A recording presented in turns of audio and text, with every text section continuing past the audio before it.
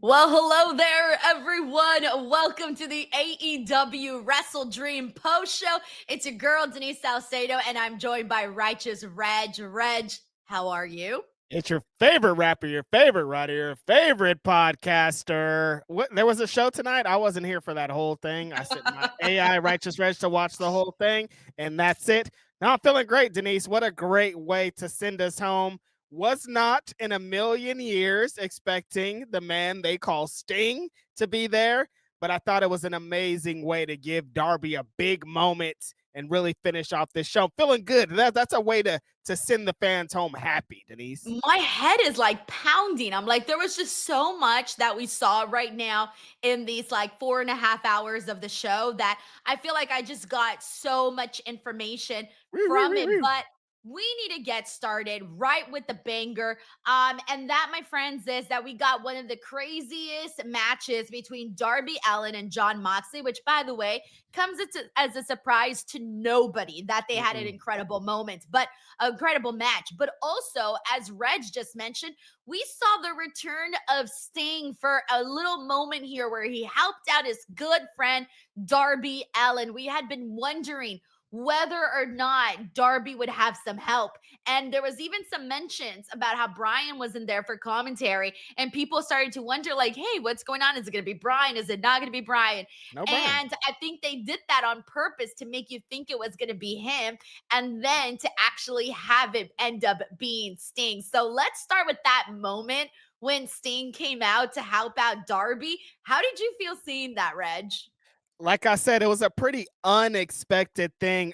Denise's least favorite bit in all of pro wrestling, as we know, is a lights out moment. So when the lights go out, Denise is like, this could be a couple of things. Like you said, we talked about Bryan Danielson, but since Sting seems so retired in a good way. Like he's at his conventions, he has the white hair, he has the white beard. Like I'm like, there's no way it's even gonna be him. So it didn't even cross my mind. And I think that's what made it better. It's like there's an option. I mean, his only real friend he's shown while being in AEW is Sting, but there's no way it's going to be Sting. And then it was Sting. It was like, oh shit, this is a great way to finish this match. Talk about having the coolest friend ever to like come out here Sting, and like be there to help you out. Fucking Sting of all people. Sting, Hey, you can dude. just call Sting. But to me, it was cool because it was, the things that we saw Jon Moxley do and the Death Riders do to Darby in this match were so extremely brutal that if Sting didn't show up to help out his friend, his buddy, it would almost be a little bit messed up, right? Be like, yo, Honestly, that's that. Like, look at this brutality. It's so bad. We saw Darby get tossed by Claudio, who's a big, strong man, by the way, into a commentary table. yeah. Then his body was dragged. He was put through a table by Moxley on the other side, all within the span of like 30 seconds. Okay. Then they brought out a whole ass fish tank to drown Darby. Not to mention, they put skewers underneath his nails to try to take him off. That's just a little bit of what we saw. Belt whipping, Just a taste. coffin drop straight into the ring apron. It Mm-hmm. was so much violence that was inflicted on Darby that Sting needed to come out there. Like it justified the moment of him saying, nah, you know what? I've seen what these guys do on weekly television. So, hey, maybe I should be prepared to go help out a friend.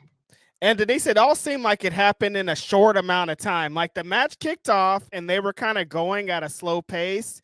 And then Moxley took over. And when he started with the skewers, it was like, okay, this is gross. I was wondering how they're going to elevate this thing past what they've been doing with the fire and all these things. Sticking a skewer under a fool's fingernails, that's a way to do it. Like I don't want to see that. Like I was grossed out. I hated it. But if you want to elevate things, that's the way that you elevate things. Then when Claudio came in and fucking press slammed him outside of the ring onto the announce table, it's like Darby's dead, you guys. Like this is what do you mean he threw him from that and then dragged his dead body and Mox hit him on the other side through two tables? At that point, it was like, oh damn, they might just kill Darby, forget about the I quit stipulation, and it's just over like that. But that totally was like the build up to the big finale. Is like well, Darby's going to get murdered in a couple of these spots. He's going to get whipped. He's going to seem like he's on his last legs. He's going to get drowned in a goddamn aquarium in the middle of the ring. But we knew coming into this match that Darby Allin wasn't going to quit. There was nothing that Moxley was going to bring to do that. And so I think it made Darby seem even more heroic. He took all that shit and he still came out in the end with the victory. While his homie Sting helped him do it too, he looked like a superstar. Yeah, that was the first, like, right when the show ended, when he was standing up there, you know, all wet from all the water that had been there, and he's raising the flag that he took to Everest, and he's just basking in the moment. It really said, this is the coolest guy that AEW has. Like, Yep. AEW legitimately has something so special in Darby Allin that you don't got a guy like this in wrestling. You Darby don't. is that guy. Like, there's nobody else in wrestling right now that is like Darby Allin. And do you know how hard it is to be different in this space, in It's this almost business? impossible. Yeah. It's almost impossible. Yes. Mm-hmm. And Darby is being that person right now. Like, he closed out the show. The show didn't close out with the world champion holding up Nope. the championship belt. It did not end that way. It ended with Darby holding up his flag. Yes, yes. I've been getting those vibes ever since he came back from Mount Everest. Like, I mean, I think maybe with the Swerve and Osprey and Kenny and all these guys kind of being out with injury and us needing to make this transition. Soon as Darby came back, it was like, oh yeah, they talk this main character shit. They talk about what these guys represents. Darby Allin's completely different than every other wrestlers. Sickos like me who love pro wrestling love this guy because he's fucking nuts. Kids love this guy because he's something to look up to, and his craziness kind of inspires them. Like, he kind of checks all the boxes, and he's not a traditional looking wrestler. He's not a traditional wrestling wrestler, but he still checks every cool box of what a pro wrestler is. And that's more important than anything, I think, Denise. Like, having somebody so unique that's he's only on your brand and you can't get him anywhere else. Kids have to come to your show to see him. That's hard to do, and Darby's going to keep representing that. And he ain't even the world champion, like you said. He's just a guy on the show. They're going to have to start talking about the world championship stuff soon, though, with him continuously doing stuff like that. I don't They talk, Denise, about you shouldn't do these crazy bumps if you're not going to make it to blah blah blah. I don't know how he's going to continue to do it, but I'm loving what's happening right now. Even him just flipping off the apron is dangerous. Like, everything that he does feels like it could be his last spot, and that kind of little bit of craziness enhances every single match that he's in. Well, I mean, looking back in the day when people were talking about how, like, Jeff Hardy was going to be like, you know, not active anymore after all of the crazy stunts that he's doing. And then fast forward 20 Still years flipping. later, and he is still flipping and spinning and doing his thing, right? I don't know what it Unbelievable. is. I guess some people, they really, truly just are built different. And it's crazy because, like, part of Jeff Hardy's, shout out to the homie, love the homie, but like, drugs played a part as why he's there. Darby Allin, a sober person, a straight edge fool. No drugs are inside of this fool when he flips. No alcohol inside of this fool when he goes through glass. This is just regular sober brain. This is a sober brain person doing this. Unbelievable. Yeah, I'm so happy. The match played out so incredibly like the way we wanted it to.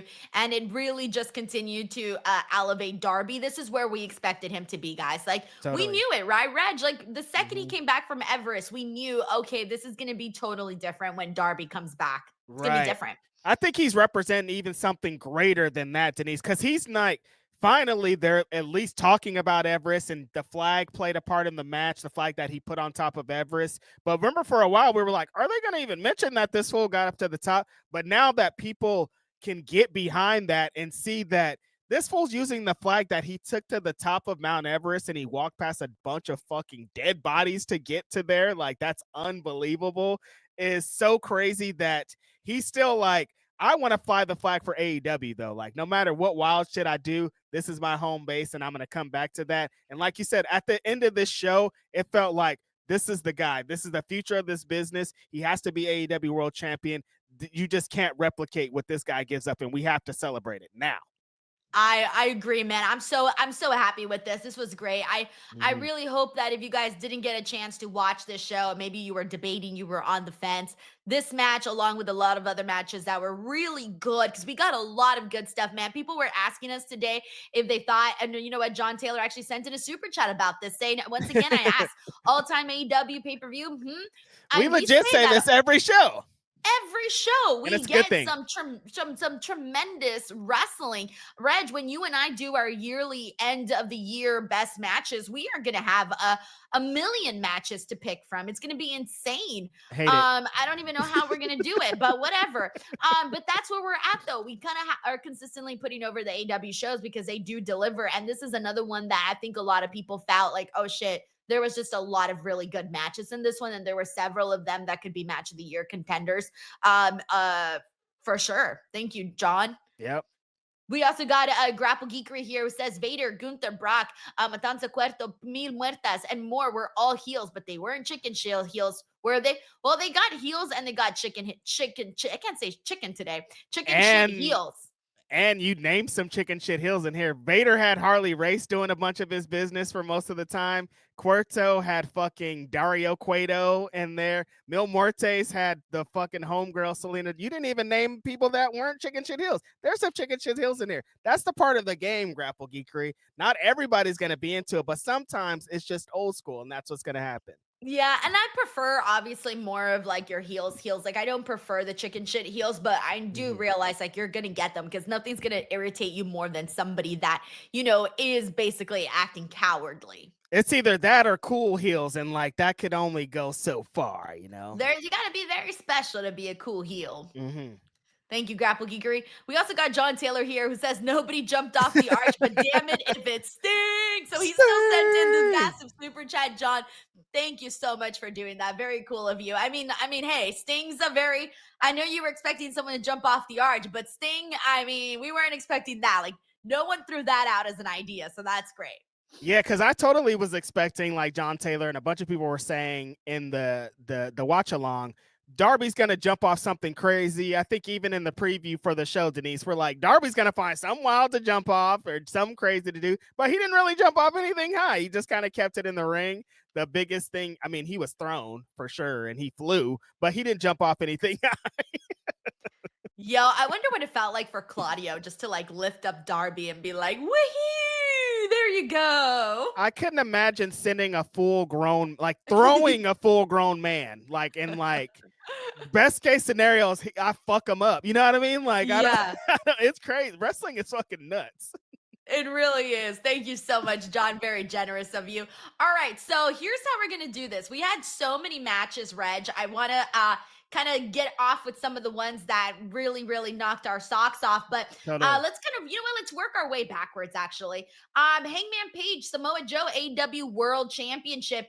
Thought this was a fine match. I think at this point I was kind of feeling a little bit like, oh, I'm ready for the I Quit match. Yeah. But they still did a good job. But the big thing that happened was that Samoa Joe and the Opps attacked Hangman Page afterwards, even when you thought they were going to do sportsmanship, and they did not. How'd you feel Absolutely about what you saw not. today? I thought the match was very fun. Samoa Joe dominating a lot of it as that heel. I've been kind of what I was excited when he challenged Hangman Page. He was that guy for a lot of this match, even before they got to the heel turn at the end, just kind of dominating. A lot of the points he's just laughing at Hangman Page of like, this guy doesn't belong to be in the fucking ring with me. Just the way that he was carrying himself, Samoa Joe, I thought was great in this. Hangman coming with that uh come from behind type. It's kind of what he explained in the promo of like, Samoa Joe, you're gonna come in here and most of the match you're probably gonna beat my ass pretty bad. Like it's not gonna be the greatest day for me, but I'm gonna rally. I'm gonna get the fans. I'm gonna do what I did to win this world championship to beat you. And that's kind of what it was. Like he took all of everything Samoa Joe gave up, rallied the storm, was in there, got some punishment, but in the end came through, hit him with 3 buckshot lariats. I love how he was come from one side, hit a buckshot, go to the other side, hit a buckshot, go from the other side, hit the buckshot. One, it makes Samoa Joe looks like this crazy unstoppable monster. Even in losing, it's like it took this to take him down. And then Hangman, it just looks like he'll do anything in the world to beat his opponent. If he has to hit you with 3 fucking buckshots, that's what he's going to do. Whatever he needs to do to win the match, that's what's going to happen. But honestly, like you're saying, I think everybody's favorite part of the match was at the end. Samoa Joe loses, the Opps, Hobbs, my homie, and Shibata come down. Think they're gonna have this big hugging thing with Hangman. It's gonna be nice. No, they jump Hangman, and like Shibata, kind of crazy seeing him out there with his heel tactics. The big homie's been He's been wanting. influenced. He's been influenced. Big homie's been wanting the smoke. He's been wanting to do something like this. So him being out there, he was having the best time. And Samoa Joe being the ring leader and being like, let's fuck this fool up. Let's really do this. I love that part so much. Like you said, Denise, it felt like it wasn't the finale. It wasn't like he just beat Samoa Joe, Hangman did, and we're moving forward. Now it's like, well, Samoa Joe might get another shot. It's the big homie powerhouse Hobbs going to get a shot. What about Shibata? I think it opens up so many doors than what we came in with. Some weekly fresh potential matches that can be done on Dynamite. We Plus, like again, it. we were saying who's next going to be, who's next for Hangman. They're going to keep it going with Samoa Joe. Samoa Joe's the shit, so I'm 100% okay with that. But I did love the 3 buckshot lariats that you mentioned at the end of the match because it made Samoa Joe feel like a tank. Like, dude, you got to do way more to bring this man down. And that's exactly what we saw there. So shout out to them. I like the way that they did this. And I like the way that they sort of justified this not being the main event by the way that things played out afterwards. Because can you imagine, like, if the show would have ended with the way that it did, like that, where everybody be like, oh shit, like on a sour note, like, okay, people like Samoa Joe, so maybe they could have ended the show like that, but you can make the argument that it was best that they didn't end the show like that. Totally. No, it's without Sting. Yeah, I think you could do it, but you can't have Sting and not have him at the end and have this kind of happen. And we've left a few of the shows. Denise, I know you and I personally have been at a show and left with a sour taste in our mouth at the end of it, and they didn't want Revolution. That. Revolution. I didn't want to say it, but you guys know what it was. Revolution. We left like, what the fuck was going on there? I think they needed a moment like this where it's like we're all excited about Darby. There was this big AEW camaraderie type moment. Sting's here, like what he represents here. You needed to end on this high note. I'm with you. We got Anthony Cruz. Thank you, Anthony, for the super chat. He says, about to drive out from the pay-per-view. This was the best crowd I was ever a part of and one of my favorite live shows. Anthony, congratulations on attending an awesome show. You got to see Sting. I mean, damn, that alone was worth the entire price of admission that you paid. But on top of that, you got a shit ton of good matches, an amazing main event. I feel like you won today, Anthony. So congratulations and drive home safely. Picked a great show to go through, Anthony. I am having FOMO, so there's that. I know. Grapple Geekery here says they sure as F aren't cool heels. Oh, exactly. He's talking about Death Riders, by the way. They all need to be. Thank you, Grapple Geekery. We got Hassan Batla here who says, legit didn't even know Wrestledream was today. I watched with zero story and it still delivered 10 out of 10. Show heel Joe is the best Joe, old school TNA vibe. I'm with you, man. Hassan, I feel like Samoa Joe as a heel is obviously so fun to watch because there's a chant. Joe's gonna kill you for a reason. The people chant that for a reason because that's the kind of aura that he gives off. But we did talk about that. A couple of people mentioned that they didn't love the build to Wrestledream, and I kind of agree, But as always, the pay-per-view delivered, man. It's interesting to kind of think about because Hassan brings up a great point because I see people say this also about WWE of like, I don't keep up with the weekly shows and most of the time I just catch up with clips and stuff, but the PLEs and the pay-per-views I watch because like I feel like there's more stakes. It kind of means a little bit more. It's interesting with AEW because like the wrestling shows are so like if you watch this for the first time, you're probably blown away. But usually the Dynamite after doesn't maintain that same thing. So I'm always interested to see how post these shows work. But I'm happy that Hassan watched it and enjoyed this amazing show that we all watched. I'm glad Hassan still chose to watch it even with the build. Honestly. Yeah, got it. It was very good.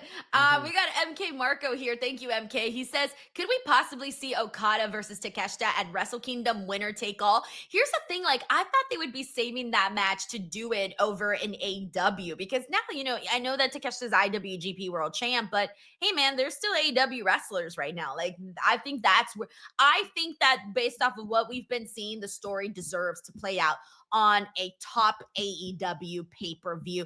But damn, we are going to be getting Okada versus Bandido this Wednesday. I'm so ready for it. And in my honestly, even though I Mhm. love the main event because of the Sting moment, if I'm talking just match, this was my match of the night, and it was Brodito versus Takeshita and Okada. I was screaming during multiple moments in this match. I was living when Bandito pinned Okada, living. Pretty sure he's gonna get his win back though this Wednesday, but regardless, I thought it was tremendous work, man. Bandito, he's a freak athlete. He's got power, strength, speed. After the Unbelievable. match, he was acting like he just went for a walk in the park, wasn't gassed, wasn't exhausted.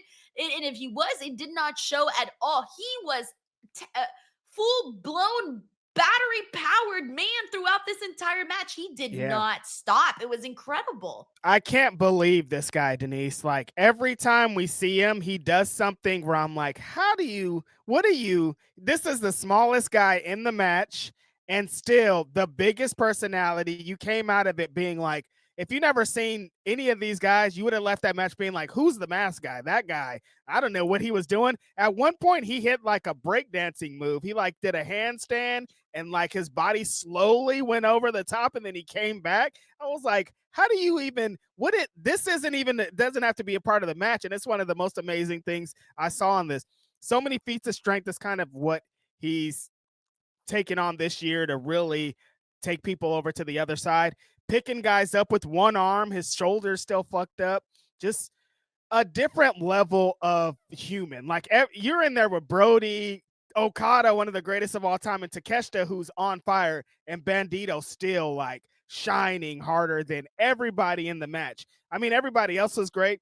I love the little story between Takeshita and Okada. Okada fucking hates this motherfucker. He hates that he's IWGP World Champion. He hates that he has to team up with him. Hates that they're in the same faction. He don't like nothing about this. At one point, Bandito ducked a Rainmaker and Okada hit Takeshita, and Okada was laughing. He was like, oh, oops, sorry, it was an accident. It was not an accident. They've been going to this collision course. They've been having this. I think, MK Marco, you were asking about Wrestle Kingdom. I think Phil's been telling me and kind of keep me up in what I'm on.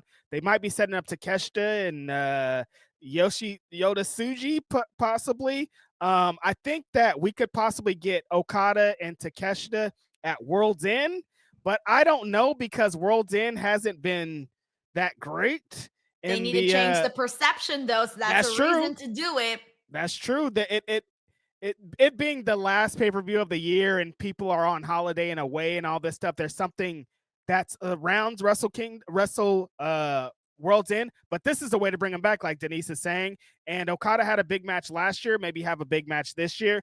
I just don't know if Takeshita is going to go into Wrestle Kingdom as the IWGP World Champion, because what's Okada going to do with this unified champs? What's the stakes if these guys have a match? There's kind of a lot that goes into it. But this tag match, like you said, Denise, match of the night after the Young Bucks and Jurassic Express had a crazy, amazing 5-star tag match. It's like, how do you do another tag match after we've seen what we've seen? And then you put 4 of the best guys in the world in there, just let them go crazy. And that's what you get. Brody King, amazing. Like, these guys are some of the best wrestlers in the world. And when it all started clicking, like, this shit was fire. And when Okada accidentally took out Takeshita with the clothesline, and he was like acting like no big deal, right? He was like no big deal at all. He was smiling. Usually partners are like, they're flabbergasted that they did such a thing. But no, he was thrilled. And, that obviously ended up working against him. And even Takeshita's reaction afterwards, he was just stunned at the events that unfolded. Obviously, he's coming off of such a high of becoming IWGP World Champ. So, I think for me, what I would want to see is if they do pull this off at World's End, it would primarily just be for Okada's title. And I want to see Takeshita defeat him for that title so that he's left with nothing and that jealousy grows and they can run it back at another date afterwards. You want Okada to chase him back, trying to relive that Yes. glory. I like Yes, this. I want Yeah. him to be like this motherfucker. I do hmm not want him to be better than me. I'm threatened. My confidence is at an all-time low. The only Yep. way to do so is by getting it back, but he just can't. Hell yeah. I think that would be a great story if the resentment just keeps growing in Okada, where he's just like, he loses everything because he's so focused on fucking Takeshita and what he's doing and not focused on his own. Great story. Thank you so much, MK Marco, for the super chat. Also, hey, we got Gerard back. What's up? Gerard Clark, he says, I want TJ to become the first AEW Women's Tag Team Champions. Then Mina and Tony. Anna and Ty lost to Tony and Hayter in singles. I don't want to accuse TK of favoritism. It's bad for business. Yeah. Look, so that was a topic that has come up. It came up during our watch along because Mina and Tony are sad. By the way, Mina had an incredible match with Mercedes Moné today. She ended up answering her open challenge. It was so awesome to get to see Mina in that opportunity, but she lost. And now Mercedes Moné took her strap. She's now the Ring of Honor Women's World Television Champion. So now she's at What? 11, 12. I don't even know anymore how many bouts she's got. She's at 11, excuse me. So she's at 11 titles now. 12 tomorrow, though. And It's fine. yeah, it could be 12, right? Because Not they it didn't could announce be. It's no, but going they to didn't be. announce the match though. So we still She don't know when had, she's going for the 12th title. but she has a match tomorrow, Sunday, in Winnipeg against Jody Oh, Fred. oh, sorry. So Yeah, she's yeah. gonna win another belt tomorrow on Sunday. Right. You think she'll hit 13 if she gets the AEW Women's Championship? She did call for that. I thought she was gonna lose the TBS championship before she even started the call out stuff. That was kind of surprising about the match today. Even when Mina came out, run back the watch along. You guys could hear me being like, Mina's about to win. She's coming to win this TBS championship. Like I was all in on this switch happening. And so we can confirm again, Mina and Mercedes have great chemistry. They've shown us in a couple match and a couple interactions that they fucking ball when they get in there together. And it happened again. Mina gets so excited, like you were describing on the pod, on the watch along, Denise. When she's in there with Mercedes, there's like this extra something. Like she just really likes being in matches with her, and you can feel it coming off of her every time she does Mercedes' little taunt. She's just like so into it. But like her intensity, everything that comes attached to being in a match with Mercedes, you see it with Mina. Like she really brings it. Even they've all been losing efforts, but it's still like you leave the match and like, damn, Mina can fucking work. She hits hard. She counters. She does all the great things in the ring. Like she does. It's on display against Mercedes. Mercedes did it again. Nobody surprised. The best that ever did it. Beat Persephone last night in a great match. Today, another really fun match against Mina with the Selena gear again. Looking great, carrying on that thing from last night. Mercedes working a different match against every opponent that she works against always will make me so happy. And it happened again because this match is completely different than the match last night, and tonight's match will be completely different than tomorrow night's match. And I love that Mercedes is going with that. She has another belt. I didn't think she was going to win the Ring of Honor championship. I've seen some egregious, I browsed Twitter for 5 seconds and the things that people are going with about Mercedes reign. I'm like, that's not going to happen. I just keep saying So that they're out loud. mad. I haven't checked Twitter. Are they mad? No, they're just not mad. They're just coming up with some crazy scenario. Like, does this mean this? No, this doesn't mean this. This is just another But belt. okay, for the question Mercedes. is she going to show up on Ring of Honor and actually That's what a have some lot of matches? people are being. I Yeah, was like bringing that up too. Here's the thing. I don't think Mercedes is going to run from the grind. I think she'll do whatever next big Ring of Honor pay-per-view that they have. I'm pretty sure she'll be part of that. she won't. AEW don't give a fuck. When's the last time Bandido? They had a Bandido match on Ring of Honor, and that shit was from CMLL. Like they make people champions, and you don't never see them on ROH ever again. Well, we'll see if that happens. But anyways, Mina and Tony lost both of their matches. They did. And so they're in the back. They're depressed. and there's a good chance that they can become champions. But I think we mentioned that Anna Jay and Ty Mello, Mhm. that they have been an OG tag team in AEW. Like a lot of the other teams have been thrown together or they're new teams, but like Tay and Anna, like they've been through it. So I feel like AEW fans are always loyal to those people that are OGs in whatever division or just in the company in general. So I do think the fans are going to feel this exact same way where they're going to want to see them be Yep. the ones that are crowned victorious. But I'm such a big fan of both Tony and Mina that I also would want to see them win. So Right. look, this is one where I'm not. Look, it's very hard for me. Once we see the bracket, they're going to reveal the bracket on Wednesday. But Mhm. it's very hard for me to say right now that there's any team that I would be against winning. Yeah, Yeah, that's kind of where I'm landing too, because I'm like, I think Tay and Tay J is awesome. I mentioned Sky and Julia, which I think will be great. Like, I think that Willow and Stat eventually are going to get back together. Like, they could be world tag team champions. I'm with you guys because I think Mina and Tony, I could see people being like, they gave Tony another title. You know how people get about that stuff, she's a Denise. four-time AEW Women's World Champion. And I don't know if you want to muddy the stuff up with that. Do you want to get to those things? But also, as we saw today with Tony's pre-match video and how she was working and everything she does, she's still Tony Storm and she's still awesome and she's still one of the best wrestlers and characters and everything in this company. So you still kind of want to have her on display, even if she's not AEW World Champion or TBS Champion. You want her to be something somewhere. So I think this would be a really good way to do that. I really like the bits with Chris Statlander. I mean, the Tony and Chris Statlander match was fun. I think there were some people with different expectations. We mentioned it on the pod. If immediately after the match, I started thinking about Tekla and Jamie Hayter. And I don't know if that's a good thing because they kind of, Tony and Stat kind of worked that same match, which it was like just two women fucking going at it, middle of the ring. We're throwing strikes. I'm hitting you with my signature move. You're hitting you with mine. We're going back and forth. We're kind of throwing everything at each other. But that's kind of the vibes that Tekla and Jamie Hayter gave up, and they did it a little bit better. The intensity felt like a little bit more. There was an extra something in that match, and I don't know if that played into my brain and that made me think of less than Tony and Stat. Tony and Stat was great, but it was like, if they're going to do the same match, you got to be a little bit better than that first one, and I don't think they were better than Tekla and Jamie Hayter. I didn't think they were better than Mina and Or Mercedes also, as well. right, Throw that in right, there. Like agreed. if you're gonna rank the women's matches on the main card, the AEW Women's World Champion match was number 3 in my opinion. I agree. Number 1, I'm fuck. I got.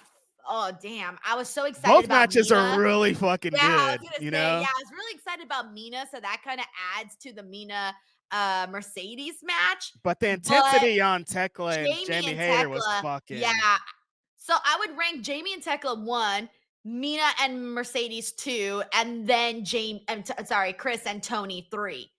And that's the AEW Women's World Championship. So I was saying Mm, earlier, because we did have those moments, by the way, 2 moments with Mercedes and Chris. right. Because first she kind of dissed Chris and told her to basically leave her ring, and she did. And I didn't like that because I'm like, okay, you are the AEW Women's World Champion. Like, you got to have a backbone. Thankfully, she came back afterwards, after the match, and confronted Mercedes. I was glad that they did that because if not, it was going to make Chris Statlander look like a chump next to Mercedes Moné. And you don't want to do that. So for me, I feel like they made the right call with setting it up the way that they did. But now Mercedes Moné is going to go after the title for Chris Statlander, and I'm looking at this and I'm going, "Oh shit, man! I don't know. This is getting like a lot.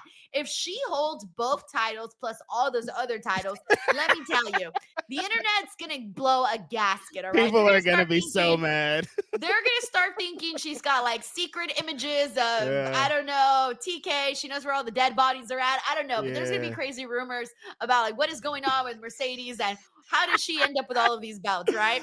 But I almost Uh, kind of want to see it just to see what Me the implosion would too. be because Me I'm like, too. okay, we're so far. Like this is a big giant pool. We've already dipped the toes, the We're ankles, in. the knees. We're like fully like we're about like yay high. Like girl, just dip the head in. Come on, let's go. I think it can happen, and I kind of want to almost see it happen just so that the whole world can like, you Yeah. know. Also, something attached to Mercedes is Mina was the interim Ring of Honor television champion. The real Ring of Honor world champion, television women's world champion is named Red Velvet. And I don't know what this has to do with that, but I do want to see that match, and I hope that they solve this thing. So Red I Velvet didn't is even know looming she over was. this. I didn't even know she was the champion. What happened? Is she injured? Red Velvet got injured. They did the match in Texas for Mina to win the interim belt. But yeah, I guess Red Velvet's still out, but we need to run that match. Yeah, yeah. We got let me go through a couple more here. Hold on one second. Our thing is a little bit frozen at the Uh-oh. moment. Yeah, we got frozen. All right, don't worry. We'll come back to that It's in a been too second. long. Yeah, no, the StreamYard kind of froze, but it's fine. We'll come back to it. Alrighty, let's see where we left off here. Okay, so we were talking about Chris Statlander Yep. and Tony Storm and how that wasn't nearly as good as everything else that we saw. But all right, Kyle Fletcher, Mark Briscoe for the TNT Championship. That was a match that in the beginning I was kind of not as into. Like it didn't grab me right off the bat. But once we got like towards the end, I thought they were cooking, man. For the Yeah. TNT title, Kyle Fletcher retains. Yeah. Kyle Fletcher has been on this run. This is kind of how his championship run has been going, specifically on Collision, of like, give this guy some time. Like you were saying, like the match don't start off like super fire. It started off with some heat, but as it builds, Kyle Fletcher's becoming a better veteran wrestler that knows these type of things, that like you got to build your match, you got to add some suspense, you got to add these things, and he's added that element to it. That's how this match was. They started out fun, they started out kind of back and forth, but then it got intense when both guys start hitting all this stuff. Mark Briscoe started utilizing the froggy bow in the ring. He dropped it on the outside of the ring. They did a J driller on the fucking apron that was disgusting. Like a bunch of stuff of Mark Briscoe knows this guy's young. It's gonna take a goddamn missile, an army, all kind of stuff to beat Kyle Fletcher, because we've seen him in these matches, and it takes everything it does. But Kyle Fletcher's been crazy with the strikes. He utilizes that corner kick that is disgusting, and he hits it at the right time, and it kind of transition his moves and spots. A lot of really fun things in this. I There's a couple of, we knew the results matches, and I think that maybe took away from some of the action. But I think both of these guys ended up putting it together at the end. And there was a time where a couple of those false finishes were like, damn, Mark Briscoe might do this. This is super close. If he were to do it, it would work because people believe in Mark Briscoe. But it's so Kyle Fletcher's time right now. It's not time for him to lose that belt. He needs to continue on this train, doing exactly what he did here. Super fun match, though. Like, if you just want a hard hitting one with two of the best in the world, this was that. Some creative moments in this matchup too, like when they had Kyle Fletcher balancing on the ropes and Mark Briscoe hits him Oh, with yeah. the elbow. Like there were a lot of little moments like that where I'm like, "Ooh, I didn't like think about it this way, or I didn't think they were gonna do it this way," and that Right. was something that I liked. Also, guys, sorry, so because our StreamYard kind of got a little messed up, I did miss a couple of super chats, but I have gone back and I am I'm updated here on where we're supposed to be. So I'm gonna go back and pull some of those that I missed up. So I'm so Is it sorry just if I missed frozen yours. to death? Yeah, so they're not updating anymore. So I have to go to the, you know how there's Oh, the starred, there's yeah. the super chat feed and then there's the regular chat. So I have Hmm. to go into the regular chat to pull up the super chats. Okay, so we Gotcha. got Jacob Tatum here who says between MJF, Will Ospreay, Swerve Strickland, which one are you most excited to return and your reaction on the Opps turning heel tonight on Hangman Page? Most excited to return 100% Will Ospreay because for me that is just my guy when it comes to like the matches that I truly truly love. And then Hmm. the reaction was I'm kind of excited for this for the Opps. I thought the Opps I was kind of getting a little bored of them to be honest. So this added some more life into the group. Agreed. I'm most excited about Swerve Strickland because he announced something. I don't know what him and Raekwon are doing, but I like whatever that's going to lead to. I think that he has some unfinished business here. I would be more excited about Osprey if it didn't feel like it was going to be 100 years away. Like, that's the only thing I'm like, it's so far away that I can't even get excited about it. And Max is always looming. He needs to bring his ass back. Stop doing movies. Stop being a damn star and get in the fucking wrestling ring, MJF, you son of a bitch. And yeah, I'm kind of with Denise. I wasn't bored of them, but I think that they needed something. Like, they needed something to latch onto. And I like the last few weeks of Samoa Joe going heel. Like I said, the big homie's been waiting for an opportunity like this. I think them turning heel was maybe one of the best things of this whole show tonight, honestly. It was. People are talking about it. That's good. Like, now we're getting conversation surrounding the Opps. Thank you so much, Jacob. And I'm sorry I missed this earlier. We also got Grapple Geekery here who says, that's your guy, Reg. What a wuss. D-Rider's in the mud. He is not a wuss, Grapple Geekery. D-Rider's in the mud. They are in the mud, though. Thank you, Grapple Geekery. We got Antonio Morales here who says, that finish gave me Jade tapping Gunther vibes. Thumbs down. What? No, that's far, Antonio. That's far. Antonio's like, pass. Yeah. I hear you. It was gonna be hard. It was gonna be hard to get a finish out of both guys who we never believe is gonna say I quit. So I mean, not for me. I knew Jon Moxley would quit. We knew that Mox was gonna be the one. It was just getting there that was gonna be kind of weird. It was fine. Like, do you watch Did you ever see Scarface? Mm-hmm. Okay, you know when he's talking about his boss, the one that he ends up stealing his girl and shooting him? Remember when he said, like, I looked into his eyes, he's weak? Yep. Mm-hmm. I looked into Moxley's eyes, he's weak. Damn, when'd you do that? Every week on TV. Every week I'm like, nope, it's Darbs. Darbs is the one. Every week on TV is hella funny.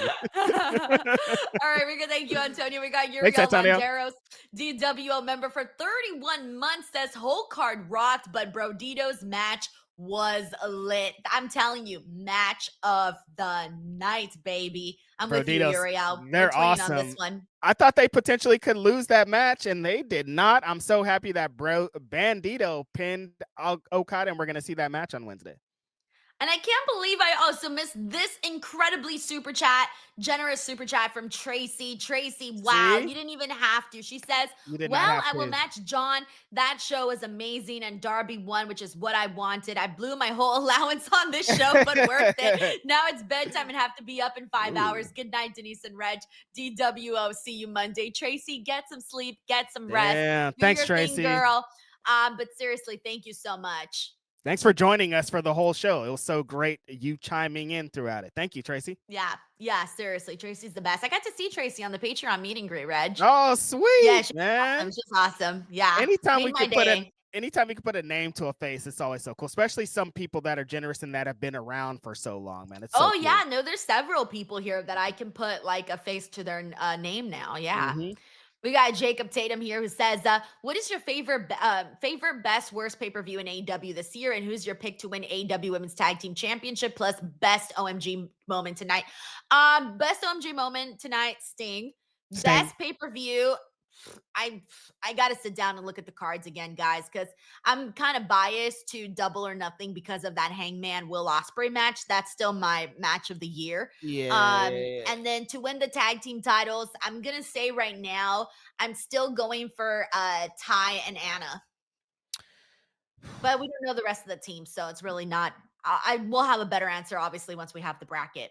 I'm going to say right now, All In was my favorite, just because, like, being there live, what it represented, the main event, Hangman doing it, Swerve and Ospreay versus the Bucks, like, still on my list. Like, Mercedes and Tony rocked it. So maybe that's my favorite pay-per-view.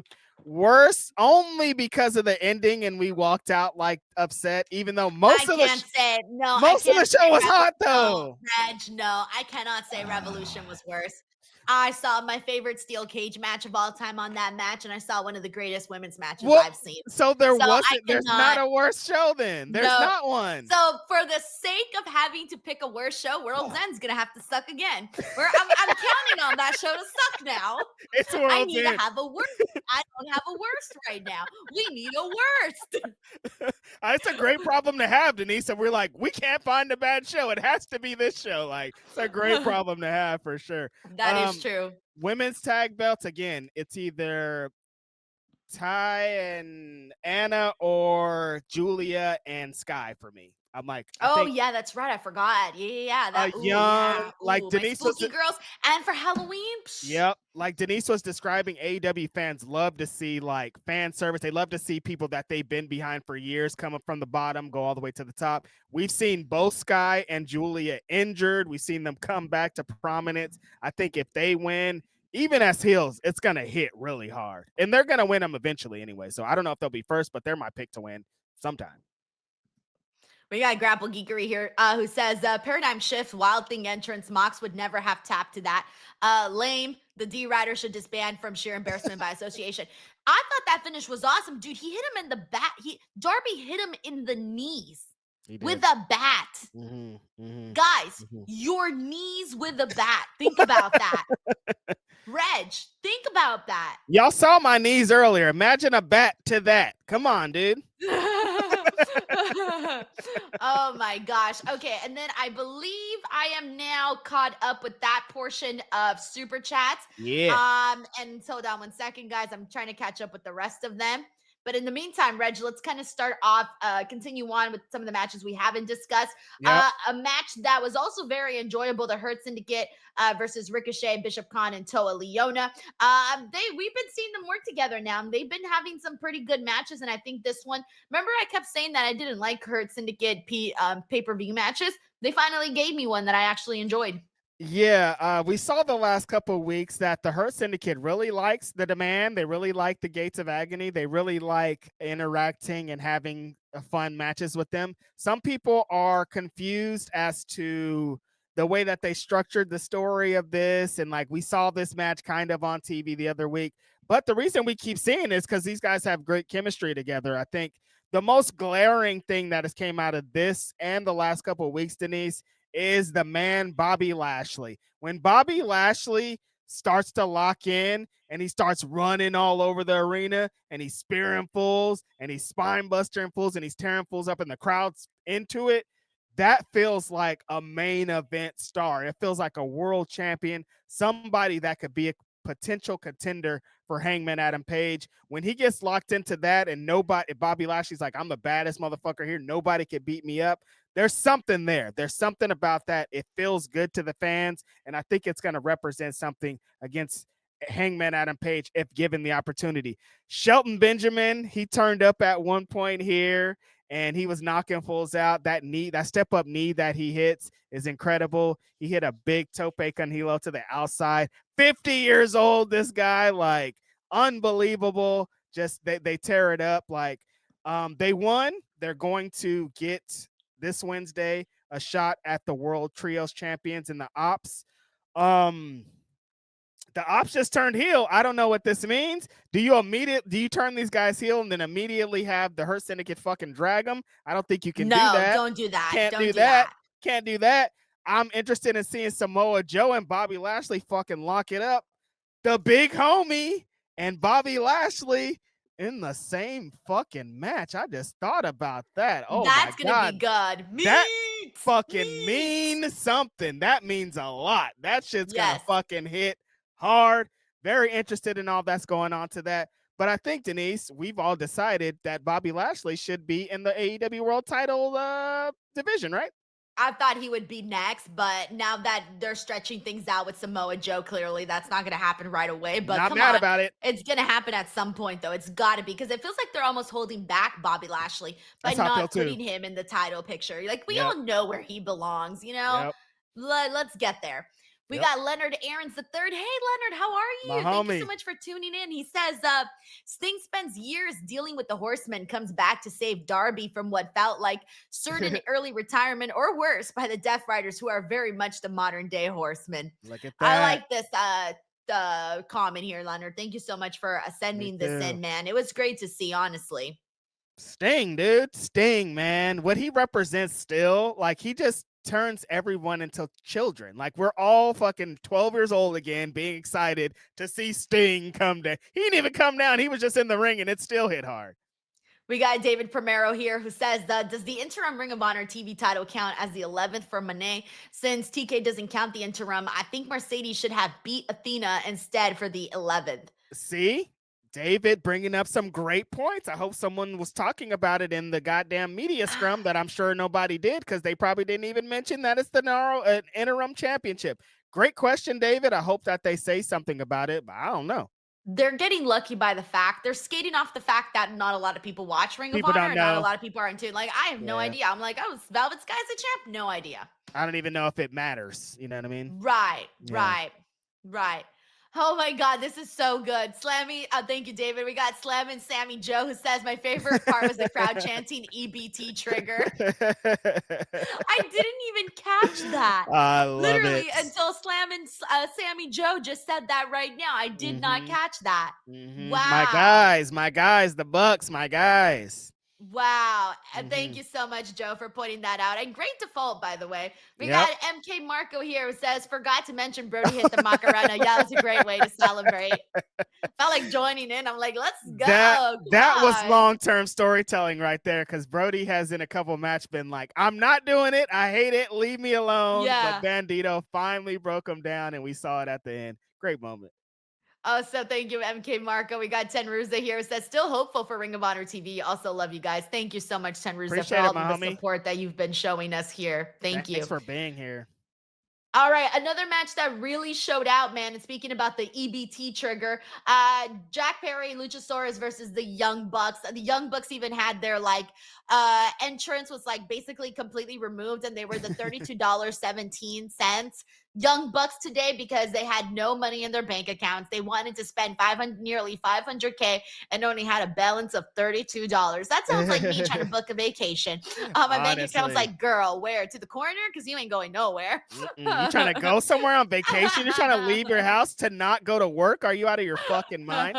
The most glaring thing, I mentioned it a few times here and on the watch along, Jack Perry was wrestling like there was a goddamn demon inside him that he needed to get out. He was wrestling like this was the last match he was ever going to be in. He was moving 1,000 miles per hour, and I loved every minute of it. Every spot that Jack Perry was in there, he was like, I'm going to kill these fools. I'm going hard. I'm so happy to be back. Like, he just felt really in the moment. He did that tope at one point, Denise, and he like looked at the camera like, yes, motherfucker, I'm back. The boy that you guys been waiting for is here. This match fucking locked in. Like, I heard what you're saying about Brodido and fucking Okada and Takeshita. That's match of the night, Reg. This match, brother. Jack Perry was going crazy in this. When the boys locked in, and it was bam, bam, bam. Everybody was going 1,000 miles per hour. The crowd was into it. This is awesome. Just a Young Bucks fanboy, Reg. Luchasaurus came in, started choke slamming fools. Everybody was killing it. This shit was fire. The crowd was going crazy. Takeshita, everything. Another level. Dude, nope. What about the ending that happened then? This is a great match. Jack Perry and Luchasaurus got the win. And then the Don Callis family came out to try to take out Jack and Lucha because they got beef with Jack Perry because he'd been talking shit. Kenny Omega came out too. Denise and I are saying a massive pop. Like, when the crowd heard Kenny's fucking theme, they were like, here's our guy. He's fucking locked in. I didn't even hear Kenny's song when it played. I only heard the crowd cheering. I was like, what's happening? Crowd was so nuts. You couldn't even hear Kenny's fucking entrance. That's how these guys are going crazy. I love the little story that they told him coming down and be like, are you guys going to help? Like, Jack Perry, you guys remember him? He's your friend. Like, get in there. What are you going to do? None of that happened, but they're telling this great story with the Bucks and Kenny. Maybe they're all going to reconvene and get back together. I don't know what it is. There's still some beef or still something with Kenny and Jack Perry. They're maybe trying to reconcile all this. Thought it was a really fun way to tell all the stories between all the guys. But I think the most glaring thing was how appreciative and happy and just in the moment that Jack Perry and Luchasaurus both were, because like we're saying, Luchasaurus was down for the count for a while. We didn't know if he was going to come back to pro wrestling. And so there was one point where he started locking in and you could just feel like him being like, I'm back, dude. I didn't know if I would be back, but I'm back and I'm doing the thing that I love and I'm having a great time. It felt good for Jurassic Express to get that reception that they deserve. There's just like we were talking about with the women, Denise, of like, we've been seeing these guys since the show started, since AEW started. These are people that we've been following, and fans are always going to be excited about them getting any kind of win, getting any kind of accolades, getting any kind of rewards, just because we've watched their journey for so long. Yeah, the fans get locked in, they get invested in all of that. And I was happy to see Luchasaurus and Jungle Boy, back together doing their thing, because Jack Perry with the scapegoat stuff, it just didn't work out. And he Wasn't lost a hidden. lot of time, a lot of momentum, and it just wasn't sticking. And this was the reminder of people being like, okay, this wasn't a step back for you guys. This was a Nope. step in a different, maybe in a lateral way, because hey, we're kind of going back to something that you guys were doing, but it was working. And here's why it's working. And here's a reminder of what you saw. So I Exactly. loved how all of this played out. I wonder if we'll ever see Jack Perry sort of embark again on his own in the singles realm. It's going to I have to think be the so. right time, the right moment, but not right now, though. I think he No. still needs to find himself in that light. But as a tag team competitor with Luchasaurus, it's magic. They complement each other like peanut butter and jelly. It is. Keep him away from Kristen Cage, and I think all of this will be good because it's all working out in this current form. And let's ride this out for a while. We'll definitely get back to singles Jack Perry, though. Also, Grapple Geekery, I believe I got all the chats now that I missed. So if You I caught missed up. another one of yours, please let me know, because I want to make Mm-hmm. sure that I get all of that. So apologies ahead of time. Yep. Alrighty, now let's see what else we haven't talked about here. We actually talked about everything. The only thing we didn't talk about the pre-show, but I didn't even watch the pre-show. So oh yeah, well, we did kick off with FTR and Jet Speed. I did see Hot the tail start. end of that. That was Yeah, really fun. yeah. And I liked, they've never done that before either, where they ended the pre-show to kick into the pre-show, the end of the pre-show kicked off the start of the main card. That was Totally. cool. I felt like it made it feel like, oh, there is some real sense of urgency that, hey, the action is getting started right here, right now. Yep. And it was kind of an innovative way to do it just because of like it was hot when it started. Like usually like it's kind of a lead in. It feels a little bit different. This was like the action is a 100%. The crowd's going crazy. Like they're hitting into that fifth gear. Jet Speed is going crazy. FTR is doing the things that they did. Really fun way to start a show instead of just like, hey, we're all here. Start the flow, bring somebody out. Like, no, we're already into it. This is the action that you're going to get. And they didn't take their foot off the gas, Denise. It was just like 100%. You barely had time to read super chats on this show. Like they spent every minute that they had is filled with fucking wrestling and like can't be mad at it. We got Mike Witt. Mike, thank you so much for this message. He says, I'm thinking Hangman is going to have Eddie and Hook help him to even out the odds on this going feud. Hey, that's a great, I didn't even think about that possibility. I was wondering what they were going to do with Eddie and Hook. I figured like they would just forget about it, to be honest, because they'd be trying to find new Seriously. daddies for Hook all the time. So I thought like, yeah, we'll see it a couple of times and then there's probably going to be no follow-up. But what's the situation with Hangman and Eddie Kingston? I don't remember if they're like on good terms or what their connection is. I don't really recall. I don't think they have like a full. They haven't told a full story of what their thing is. Like they haven't had So too for the many most part, interactions then they're yet. good. They're good. They should be good. Yeah, yeah. And then Hook and Hangman, they don't have any history either, right? Mm-mm. But Hook has history with whom? Samoa Joe and the Opps. Yes, he So does. that's the connection. And they're heels now. And he was already kind of looking at them side-eyed because he felt like they moved on when he got hurt. So this actually makes a lot of sense, Mike. I like that. Yeah, I like this too because I didn't even think about that. So thank you, Mike. We Mm-hmm. also got Bob Ross Jr. who sent in a super chat. Thank you Let's so much, Bob. Didn't go. write a message, but thank you regardless for that. It's very Bob awesome. Ross, painting All right, history. so that was Wrestle Dream. Reg, before we wrap things up, Woo! your top 3 favorite matches in order from 3, 2, 1. Okay. What are they for Wait, you? one's the best or three is the best? I don't get it. Reg, how is 3 gonna be the best? Number 1 is the best. Okay, my number 3 was Jamie Hayter and Tekla. My number 2 was Brodito versus Okada and Takeshita. And my number 1 was the Young Bucks versus Jurassic Express. Oh shit! So you're not putting the main event? No. Wow, damn, that's your boys out there, Reg. I love the Death Riders and shit, but like I pick Spot Fu over Plunder any day. Like no doubt. There's no question. Okay, so mine is number 3, Jamie Hayter and Tekla. That match, Hard dude. hitting, good stuff. Yeah, yep. Number 2 is Darby Allin and Jon Moxley because I like the plunder. Respect. And number 1, Bandido and Okada and Takeshita. Super hot. Super hot. And I could have Amazing. said Mercedes and Mina. I could have said fucking Hangman and Samoa Joe or the main event. Like there were some hitters on there. But it's top 3 only. Alrighty, guys. Well, there you have it. It is super late depending on what part of the world you're watching it. We want to thank you guys so much for being here, for supporting this channel, for being here for the watch along, for being here for the post show. We just passed 5 hours and 33 minutes here right now. So thank you so much because I know a lot of you guys have been hanging out with us for several hours. So thank you in advance for watching and supporting. Before we go, please, as a friendly reminder, do not forget to subscribe to this channel already. You're already here. If you enjoy it and you want daily pro wrestling content, please subscribe to youtube.com/Denise Salcedo. Again, you're already here. We got a super chat from Grapple Geekery here. It says, weird, I deleted that chat after you read the missed ones. I did enjoy the show, especially the ladies matches and Bucks versus I can't even, Jurassic Express. Yeah. But boo D Riders. Boo the D Riders. Did you think it was Jagged Edge? The J? No, you didn't think it was Jagged No, Edge. actually, my brain went a totally different direction. I was thinking like Javon Evans for whatever okay. reason. No, I'm with Because you. I just saw the J and the E, and my brain went Javon Evans. You did think of somebody black, so I'm with you. Good for you. Hey, that's not the way it was supposed to be. I said Jagged Edge, and you're like, no, a black wrestler. I'm like, oh yeah, I'm with you. Hell yeah.